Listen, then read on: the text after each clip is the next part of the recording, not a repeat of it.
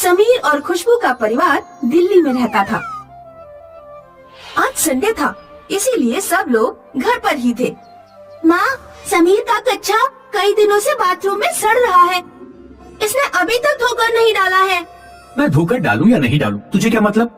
तेरा rubber band bathroom में सड़ता रहता है, मैंने तो उसके लिए कुछ नहीं कहा। समीर, अपना कच्चा धो के डाला कर। इतना बड़ा ऊंट हो गया है और अपना कच्चा भी नहीं धोया जाता।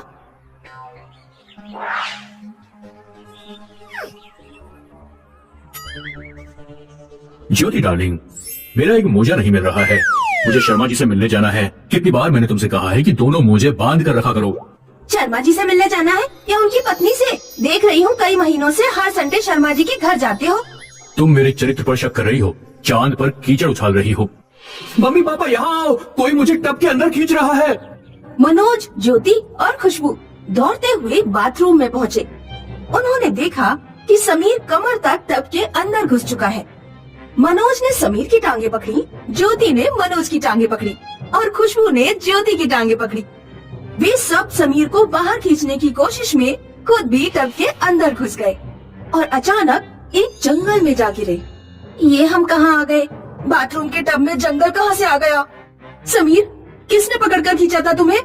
मैं तब से अपना कच्चा उठा रहा था कि तभी मुझे लगा कि दो हाथों ने मुझे टब के अंदर खींच लिया है। पापा, अब हम यहाँ से बाहर कैसे निकलेंगे? मुझे नहीं पता बेटा। कमला की जादुई पहेलियों की दुनिया में तुम्हारा स्वागत है। यहाँ जीने के लिए और यहाँ से वापस घर लौटने के लिए तुम्हें बस कुछ पहेलियों का जवाब देना होगा। हर सही जवाब पर इनाम मिलेगा और गलत जवाब पर दंड। तुम्हें पार करने होंगे जंगल, पहाड़ और आग का दरिया। इतना कहकर जादूगरनी गायब हो जाती है। जादुई पहेलियों की दुनिया, ये क्या बकवास है? हम यहाँ क्यों फंस गए हैं? जो भी हो पापा, अगर हमें यहाँ से बाहर निकलना है तो हमें यहाँ के नियमों के हिसाब से ही चलना होगा। चलिए आगे बढ़ते हैं। चारों लोगों को चलते चलते शाम हो गई, लेकिन जंगल पार ही नहीं हो रहा था। हे भगवान, ये जंगल तो खत्म ही नहीं हो रहा है। चलते चलते पैरों में दर्द होने लगा। तभी उन चारों को एक आवाज आई। यहाँ आओ, मेरी पहेली का जवाब दो। ये आवाज उस तरफ से आ रही है। चारों ने आवाज का पीछा किया। एक पेड़ उन्हें बुला रहा था। ये पेड़ तो बोलता है। हाँ, ठीक कहा, मैं बोलता हूँ। मेरी पहेली का जवाब दो और जंगल पार हो जाएगा। बताओ, ऐसी कौन सी जगह है जहाँ अगर 100 लोग जाते हैं तो 99 ही वापस आते हैं? 100 लोग जाते हैं, 99 वापस आते हैं। ऐसी भला कौन सी जगह हो सकती है? खुशबू और समीर को भी कोई जवाब नहीं सूझा, लेकिन ज्योति के दिमाग में जवाब आ गया। शमशान घाट। बिल्कुल ठीक जवाब। पूरब में 10 कदम और चलो, जंगल पार हो जाएगा। पेड़ के कहे अनुसार वे लोग पूरब दिशा में 10 कदम चले और जंगल गायब हो गया। ये हुर्रे, हमने पहली बाधा पार कर ली। मुझे लग रहा था कि पापा जवाब देंगे। मैं तुम्हारे पिताजी से ज्यादा बुद्धिमान हूँ, ये बात अब साबित हो चुकी है। चिंता मत करो, अगली पहेली का जवाब मैं ही दूंगा। उन चारों को अपने सामने एक ऊंचा पहाड़ दिखाई दिया। पापा, लगता है अब हमें ये पहाड़ पार करना है, लेकिन बहुत भूख लग रही है और पेट में कुछ भी नहीं है।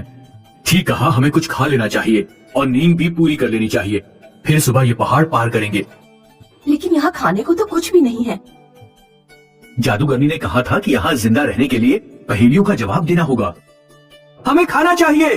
उन चारों को एक आवाज सुनाई दी। यहाँ आओ मेरे पास, मेरी पहेली का जवाब दो। उन चारों ने देखा कि एक फूल उन्हें बुला रहा है। चारों फूल के पास पहुँचे। मैं तुम्हें खाना दूंगा, लेकिन तुम्हें मेरी पहेली का जवाब देना होगा। बताओ, ऐसी कौन सी सब्जी है जिसमें ताला और चाबी दोनों आते हैं? सब्जी जिसमें ताला चाबी आते हैं? ऐसी भला कौन सी सब्जी हो सकती है? समीर और मनोज को भी कुछ नहीं सूझ रहा था। लौकी, लौकी में लॉक यानी ताला और की यानी चाबी, दोनों आते हैं। बिल्कुल सही जवाब, तुम्हारा खाना हाजिर है। ज्योति, तुम भी इतना अच्छा खाना नहीं बना पाती हो। खाना छोड़ो, तुमने अभी तक एक भी पहेली का जवाब नहीं दिया है। अगर हम माँ बेटी साथ नहीं आते तो पता नहीं तुम दोनों का क्या होता। अगली पहेली पर मैं ही बोलूंगा और कोई नहीं बोलेगा। जब सुबह हुई तो उन चारों ने पहाड़ चढ़ना शुरू किया। चढ़ते चढ़ते पूरा दिन बीत गया। जैसे ही वो पहाड़ की चोटी पर पहुँचते, पहाड़ और ऊंचा हो जाता। ये पहाड़ तो पार ही नहीं हो रहा है। ये जादुई दुनिया है, हमें वही करना होगा। सब लोग चिल्लाओ। हमें पहाड़ पार करना है, हमें पहाड़ पार करना है, हमें पहाड़ पार करना है, हमें पहाड़ पार करना है। एक पत्थर ने उन्हें आवाज दी। यहाँ आओ, मेरी पहेली का जवाब दो। उस चीज का नाम बताओ जिसे आग जला नहीं सकती, शस्त्र उसे काट नहीं सकते, पानी उसे भिगा नहीं सकता और मौत उसे मार नहीं सकती। मनोज एकदम से बोल पड़ा। आत्मा। गलत जवाब, तुम्हें दंड मिलेगा। पत्थर गायब हो गया और अचानक वहाँ एक शेर आ गया। शेर दहाड़ते हुए उन चारों के पीछे दौड़ पड़ा। चारों पहाड़ से लुढ़क गए और बिल्कुल नीचे जमीन पर आ गए। उन्होंने देखा तो शेर गायब हो चुका था। तुम्हारे आध्यात्मिक ज्ञान की वजह से हुआ है ये सब। हमारी पूरे दिन की मेहनत बेकार चली गई। सही जवाब परछाई होता। तुम्हें ध्यान रखना चाहिए कि हम किसी आध्यात्मिक दुनिया में नहीं, जादुई दुनिया में हैं। चारों को फिर से पहाड़ चढ़ना पड़ा और दूसरी पहेली का सही जवाब देना पड़ा। पहाड़ पार करके वो लोग आग के दरिया के पास पहुंच गए। इस पूरी नदी में आग जल रही है, हम इसके पार कैसे जाएंगे? पापा, यहाँ पेड़ मौजूद हैं, हम लकड़ी की नाव बना सकते हैं। चारों ने मिलकर लकड़ी की एक नाव और चप्पू बनाया। उन्होंने नाव आग के दरिया में डाली और जल्दी जल्दी दरिया पार करने लगे।